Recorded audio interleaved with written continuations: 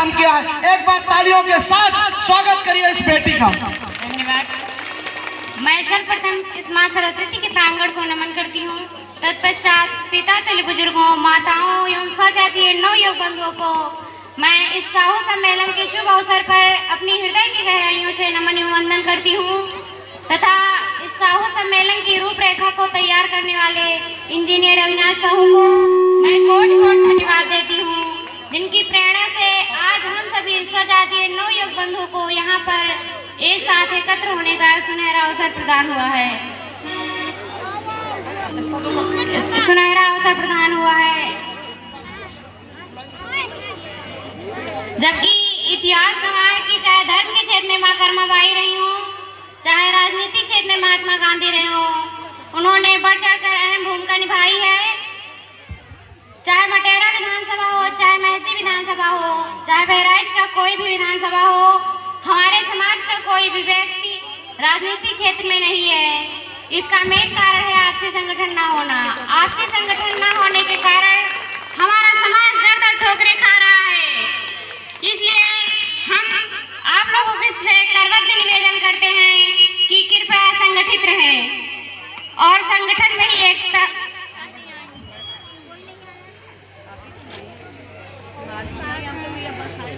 संगठन में ही जान होती है। इसलिए हम चाहेंगे कि संगठित रहिए। मैं नारी शक्ति को संबोधित करते हुए कुछ कहना चाहती हूँ कि हम नारियां भी कमजोर नहीं है, हमको किसी से कमजोर नहीं है, हम लोगों को केवल जानने की जरूरत है। कुछ पंक्तियां कहना चाहूंगी नारियों के लिए कि है विरहिणी व्यर्थ के आलाप गाना छोड़ दे, वेदना के फिर वही संताप गाना छोड़ दे, और कंठ में धर चेतना के स्वर जगा जा तू अलग वरदान का है रागड़ी अभिशाप गाना छोड़ दे, वरदान का है रागड़ी अभिशाप गाना छोड़ दे। और क्यों तू वह शक्ति का स्वर है जिसमें सृष्टि रचने की ताकत है, तू परशुराम की भी जननी जगपालक की भी पालक है, तू रास रचैया जगत खवैया कृष्ण कन्हैया की माता, तू खप्पर वाली का खप्पर जो कभी नहीं है पर पाता, तू साहस शौर्य समर्पण को तू जीवन का आधार बना, अरे धार रूप रण चंडी का तू शस्त्रों को श्रृंगार बना, तू शस्त्रों को श्रृंगार बना, शस्त्रों को श्रृंगार बना। मैं जिस चेतना का जागरण को लेकर इस क्षेत्र में आई हूँ, मैं चाहती हूँ कि नारी शक्तियाँ सजग बने। जब तक नारी शक्ति अपने आप को व अपनी शक्ति को नहीं पहचानेगी तब तक वो आगे नहीं बढ़ सकती है। कहीं ना कहीं समाज में आप लोगों ने भी सुना होगा कि जो पुरुष कमजोर दिखाई देते हैं उन्हें कहा जाता है चूड़ियां पहन ले। मेरा प्रश्न है कि चूड़ियां माने की कमजोरी का, तो क्या जगत जननी जगदम्बा को चूड़ियां पहनाते, कि भारत माता को चूड़ियां पहनाते, कि बेड़ा पाड़ी के हाथों में चूड़ियां होती? तब मैं पंक्तियां कहना चाहूंगी कि क्या दिखाई देती है मुझे चूड़ियां, कलियों से कोमल हाथों का आधार दिखाई देती है, तलवारों के बीच नाचती धार दिखाई देती है, रणचंडी का बेरड़ भेदी वार दिखाई देती है, अग्रिम अंगारों का आगार दिखाई देती है, धर्म ध्वजा को आगे प्रतिकार दिखाई देती है, चट्टाने चिंगारी और अंगार दिखाई देती है, और तुमको चाहे निर्बल का श्रृंगार दिखाई देता हो, लेकिन मुझको ये चूड़ी हथियार दिखाई देती हैं, हथियार दिखाई देती हैं। ताली बजा करके स्वागत करिए इस बच्ची का। माता सरस्वती का वास इस बेटी के कंठों में है। हमें गर्व है कि ऐसी बेटी हमारे समाज में है। धन्यवाद। धन्यवाद। मैं जिस चेतना व जागरण को लेकर आई हूँ, मैं चाहती हूँ कि नारी शक्ति सजग बने। नारियों की मदद करने के लिए कोई नहीं आने वाले, कोई कृष्ण नहीं आने वाले हैं। तब मैं पंक्तियां कहना चाहूंगी कि दुर्योधन है, दुशासन है, पग पर बन और खड़े, कुटिल काल के अनुयायी है, सबने से शैतान बड़े, कलियों से कोमल मूरत को कर देंगे पल में तार तार, मन के सारे श्रृंगारों को कर देंगे छड़ में छाड़ छाड़, हर राक्षस पर कुर्त प्रहार, खंडन जोड़ी के मत उठे, तालियां बजा के उत्साह करिए बच्ची का। और पानी तक ना मांग सके वो जो तुम पर आंख उठाएंगे, तब तुम खुद अपना चीर बचा लो, कृष्ण नहीं आ पाएंगे, कृष्ण नहीं आ पाएंगे।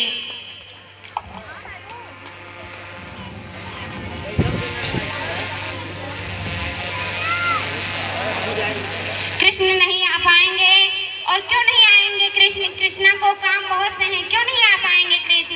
कृष्णा को काम बहुत से हैं, दुष्टों के नाम बहुत से हैं, माखन की मटकी राहत के भक्तों के धाम बहुत से हैं। अरे कब तक आएगा कान्हा हरिम की लाज बचाने को, दुर्योधन को समझाने को, सिर्फ 5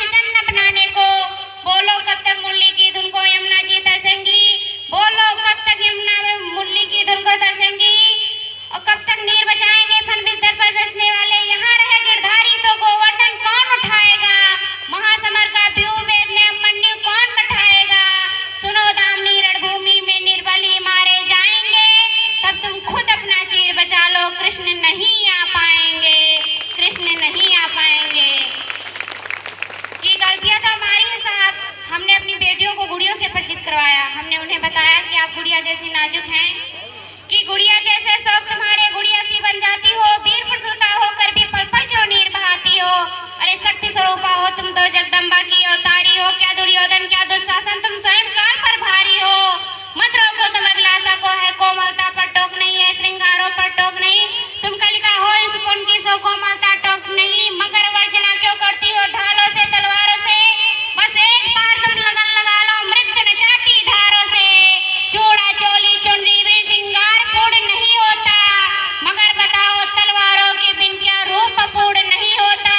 हर रक्त बीज को रणचंडी का रक्तिम रूप दिखाएंगे, तब तुम खुद अपना चीर बचा लो, कृष्ण नहीं आ पाएंगे, कृष्ण नहीं आ पाएंगे। और अंतिम पंक्ति में कहना चाहूंगी कि निर्भया की माता को मुक्ति में 8 वर्ष लगे। हमारी कानून व्यवस्था इतनी कमजोर है कि न्याय में इतने वर्ष लगे, लेकिन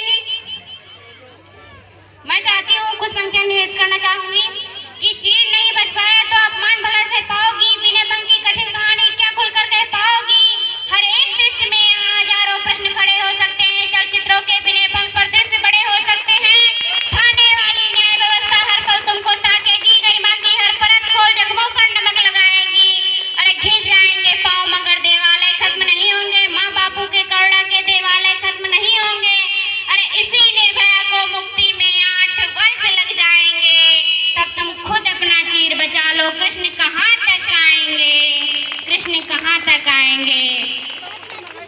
मेरा नाम प्रज्ञा साहू है, मेरे पिता का नाम श्री महेश कुमार साहू है और मैं पिपरी माफी नामक गांव से मैं रहती हूँ। मेरी इतनी छोटी सी उम्र होते हुए भी हमने कई घटनाएं ऐसे देखे हैं जिससे हमारी हृदय फट गया है।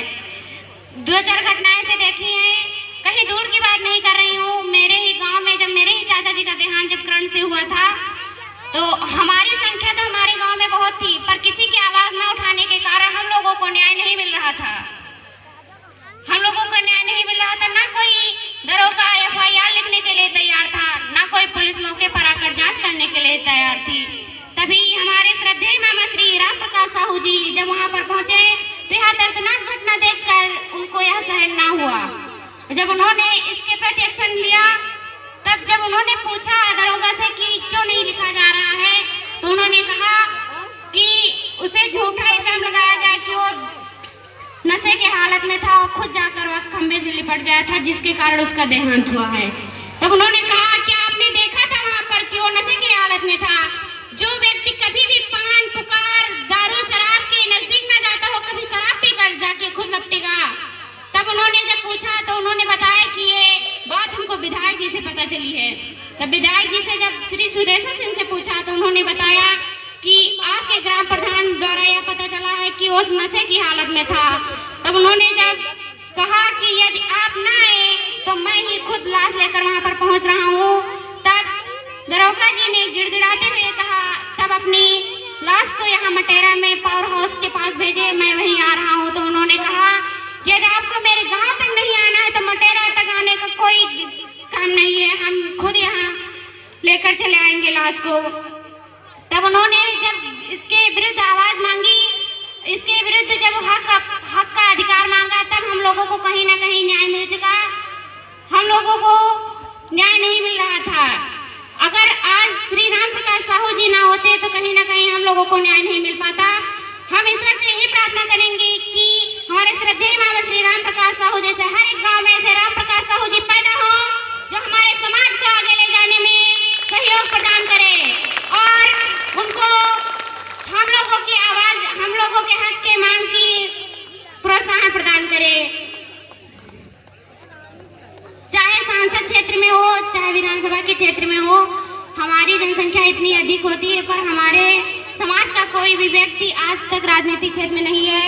मैं आप लोगों से करबद्ध निवेदन यही करना चाहूंगी कि यदि हमारे समाज का कोई भी युवा राजनीतिक क्षेत्र में आ रहा है तो कृपया उसे समर्थन प्रदान कर उसको सपोर्ट करिए और उसको जितवाने का प्रयास करिए। तभी भी हमारा समाज आगे बढ़ सकता है, तभी भी हमारा समाज उन्नति करेगा। मैं 2 पंक्तियों से अपनी वाणी को ही पर विराम देना चाहूंगी कि बिजली चमकती है तो आकाश बदल देती है, बिजली चमकती है तो आकाश बदल देती है, आंधी उठती है तो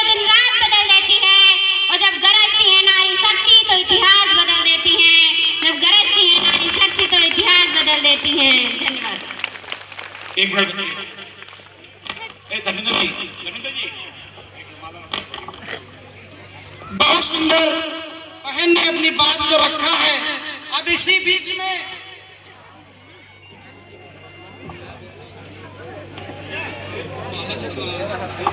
इसी बेटी के साहस को देखते हुए यहाँ पर उपस्थित निशा देवी, वाइफ ऑफ सुभाष चंद्र प्रधान, ग्राम पंचायत जमुनहा, नौबस्ता, विघाटगंज, नवाबगंज से इस बेटी को 200 रुपए देकर पुरस्कृत किया। इसके मनोबल को बढ़ाया। आप लोग एक बार तालियां बजाएं।